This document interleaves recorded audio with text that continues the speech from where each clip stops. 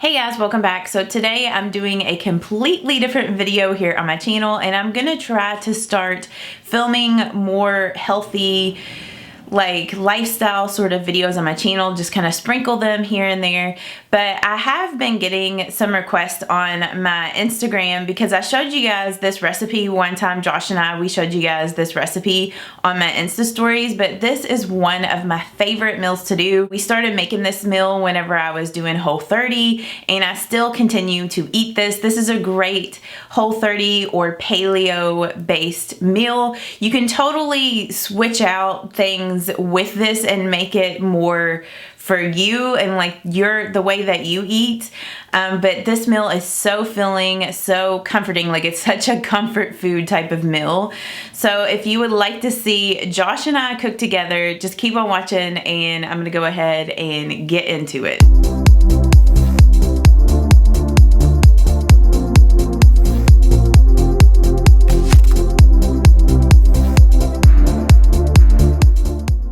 So this first part I got Josh to do because it is a little tricky to do, but you could totally do this yourself.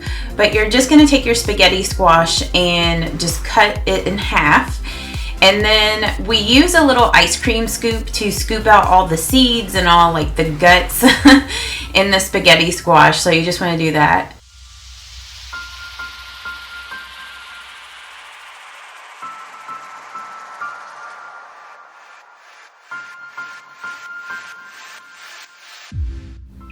Then we just use a Pyrex dish, and you want to go ahead and season your spaghetti squash, which Josh kind of used a lot of salt, but we just use pink Himalayan salt and some pepper, and then he's just kind of spreading it evenly. And then we're just using some extra virgin olive oil, pouring some inside of the spaghetti squash and just kind of making sure it's coated well. And then I don't know why the video was upside down here, but you want to add some water into the pan just so it can like steam and help to cook the spaghetti squash better. And then you're just going to bake your spaghetti squash at 400 degrees Fahrenheit for about 45 minutes to an hour. Salem's so cute. So yeah, we only cooked it for 45 minutes, but definitely would be better to cook it for an hour. So, you know, just experiment.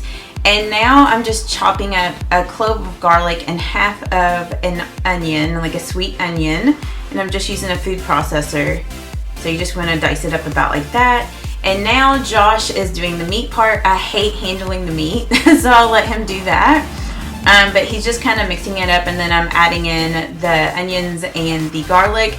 If you didn't like onions or garlic, you could totally just season the meat however you want to, because I know some people aren't really a fan of onions and garlic. So just season the meat however you like. And then I thought this was ingenious. Josh figured out how to do like little meatballs with the ice cream scoop. So there you go. And I just kind of speed this part up. Now we forgot to put like our seasonings, like the pepper and this other seasoning in the beef, but I would recommend that you put that in your ground beef first instead of sprinkling it on top. We just forgot. And this says rotisserie chicken, but it has like spices that you could use on anything. Like I think it has like cayenne pepper and like salt, and I don't know, I had a bunch of paprika, had a bunch of different like seasonings in it, and it doesn't have any sugar. So this recipe today, it is Whole30, so it doesn't have any sugar whatsoever.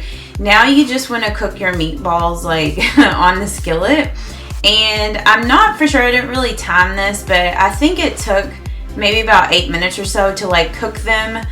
And then I'm just adding this tomato sauce from Kroger, and this tomato sauce does not have any sugar added to it. So, you know, just look at your ingredients on the back to make sure it doesn't have sugar if you're trying to avoid that.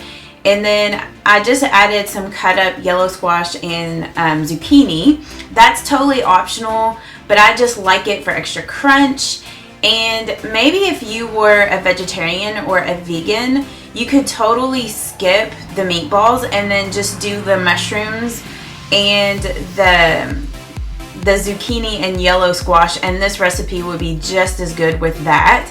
But I really like the different textures that the mushrooms and the squash, like zucchini and yellow squash, give. And now our spaghetti squash is done, and then Josh is just using some tongs to take the squash out. You could also use a fork, but he likes doing that little trick, and it's ready to go. So I hope that you guys did enjoy this. This meal is so good and so tasty.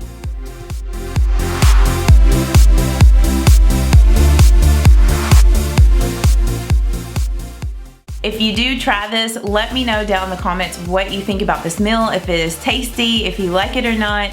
And maybe like let other people know maybe certain things that you did to switch this up to make it more personal for you. Thank you guys so much for watching, and I will see you all in the next one. Bye bye.